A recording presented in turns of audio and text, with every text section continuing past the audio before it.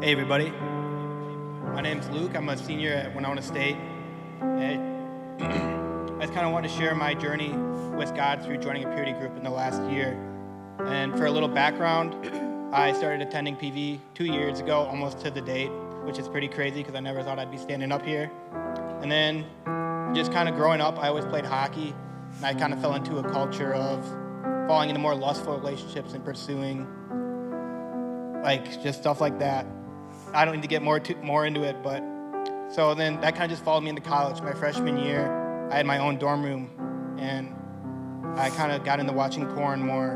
And when I was alone, I then fell into a relationship that was mostly guided by lustful actions that just treated me unfairly, physically and mentally, which kind of just ended in a big ending that wasn't super dope.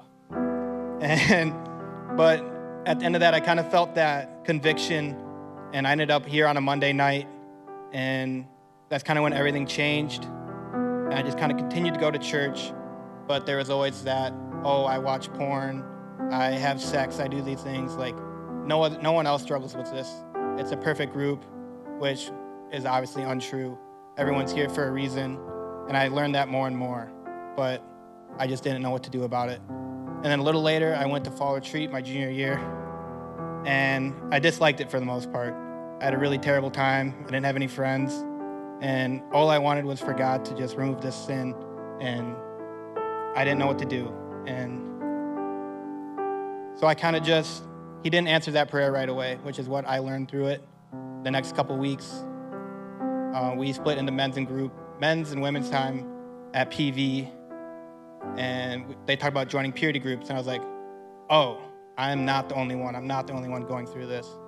Sorry, my notes disappeared. And so unknowingly, I just took a leap of faith and joined this group. And it was just a bunch of random guys who are now some of my best friends in the whole world. But I would keep going, even if I didn't do the homework, if I wasn't doing perfectly fine in the group, I would show up every week. And it would come to prove that these guys would display God's love, grace, and faithfulness over this. And this really shined through last summer when I really went through a hard time just mentally on myself with just a job and everything that just felt all in one.